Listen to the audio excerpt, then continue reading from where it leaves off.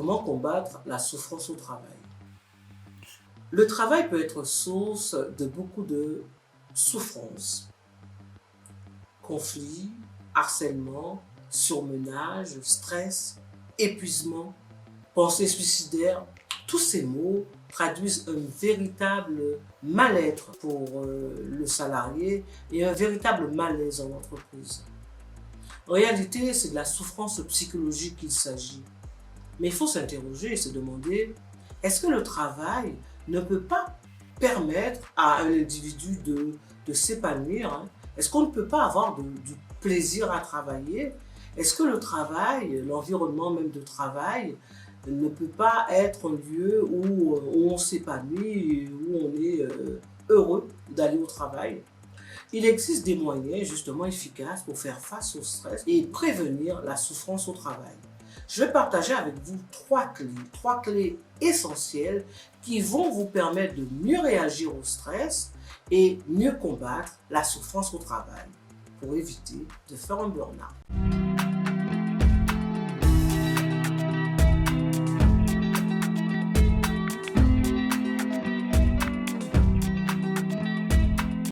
Mais avant de rentrer dans le vif du sujet, si vous n'êtes pas encore abonné à ma chaîne, je vous invite à le faire et de cliquer aussi sur la cloche de notification pour pouvoir être informé des vidéos que je poste.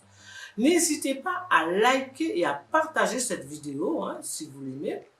Et puis, j'aime bien faire des cadeaux, vous le savez. Je vous offre mon guide « Comment mieux gérer votre stress ». Parfait, alors sans plus tarder, voici les 3 clés pour vous permettre d'éviter de faire un burn-out et de réduire votre stress au travail. La première clé que je vais vous partager avec vous, c'est de pouvoir développer de nouvelles attitudes favorables, des attitudes bienveillantes au travail. Alors, ce sont des attitudes bienveillantes avec soi-même, mais aussi avec les autres. Prenez le temps surtout de donner du sens à votre travail. Reconnaissez le travail de vos collègues.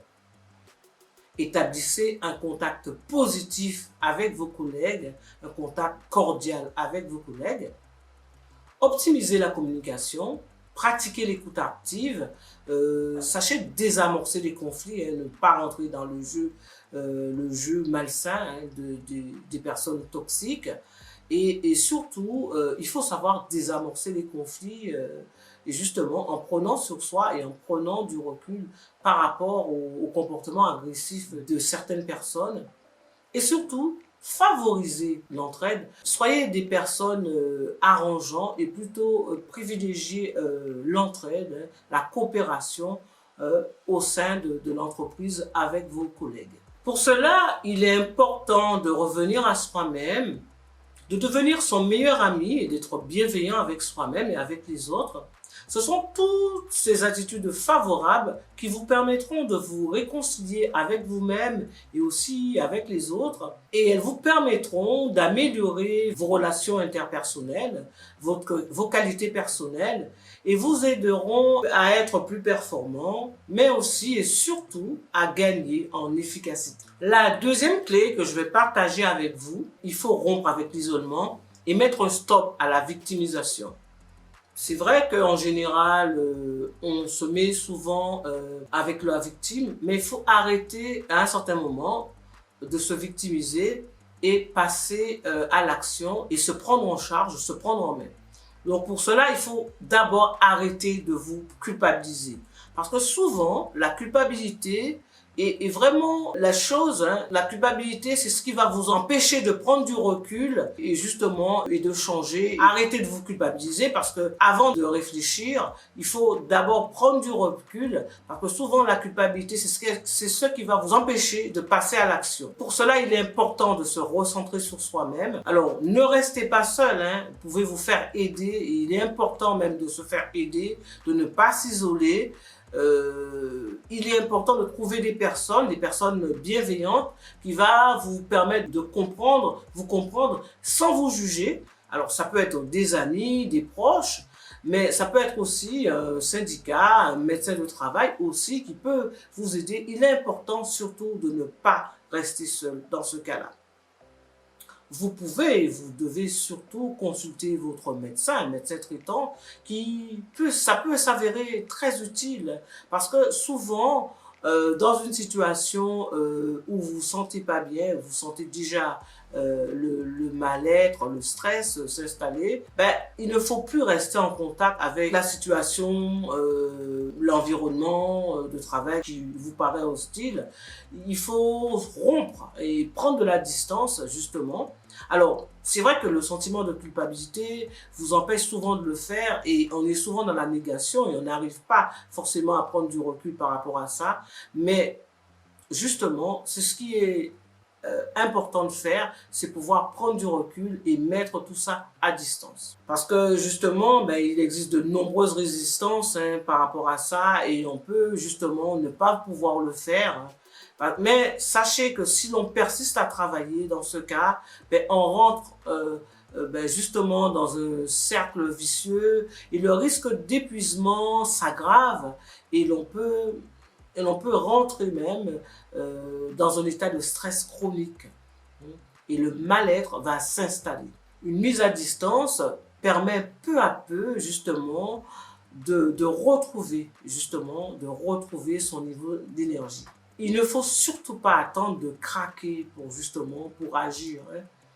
Et avant de commencer à faire toutes ces démarches, il est nécessaire justement d'agir parce que justement ça va devenir plus difficile après. Donc dès les premiers symptômes, il faut réagir et se mettre à distance par rapport à tout ça.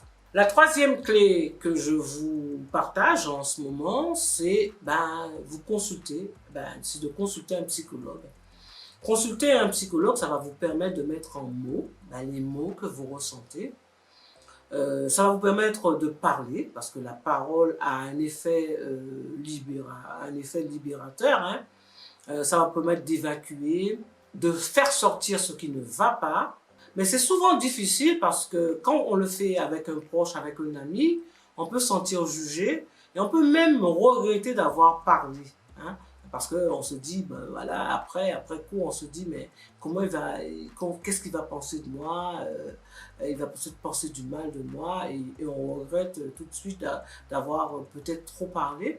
Alors, moi, dans ce cas, si vous savez que vous ne pouvez pas le faire, à ce moment-là, il faut vraiment le faire avec un professionnel qui est formé à l'écoute active, qui va vous permettre justement de voir rapidement les choses sous un autre angle, de voir le verre à moitié plein, c'est-à-dire que vous allez voir, même dans des situations qui vous paraissent complètement chaotiques, vous allez pouvoir apprécier, vous faire apprécier les éléments justement qui sont les éléments positifs dans votre situation.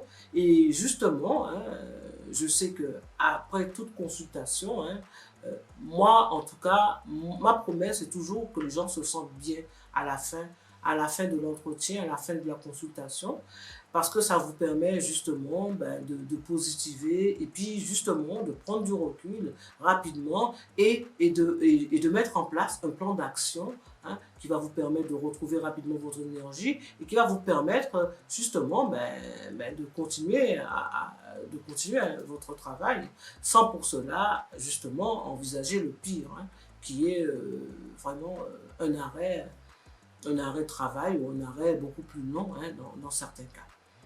Donc, je peux vous aider à le faire dans ce cas-là. Alors, dans certains cas, l'accompagnement thérapeutique peut prendre justement, peut s'organiser même en plusieurs étapes consécutives, de la simple écoute jusqu'à une prise en charge, justement une reconstruction identitaire, et pour aboutir à un nouveau même projet professionnel. Mais surtout, il faut agir avant pour ne pas justement arriver à une situation extrême. Donc, je me tiens à votre disposition. N'hésitez pas à consulter, à prendre un rendez-vous pour faire le point, pour faire un bilan de votre situation, à prendre rendez-vous sur Doctolib, en ligne ou en cabinet. Alors, visitez mon site, je vous invite à visiter mon site. Vous allez trouver en fait des articles inspirants. Vous allez pouvoir évaluer votre niveau de stress et pouvoir aussi bénéficier d'une séance de découverte, de coaching, de soutien psychologique. Voilà. C'est tout pour aujourd'hui. N'hésitez pas à partager, à liker cette vidéo si vous l'aimez. Je vous remercie. À bientôt. Au revoir.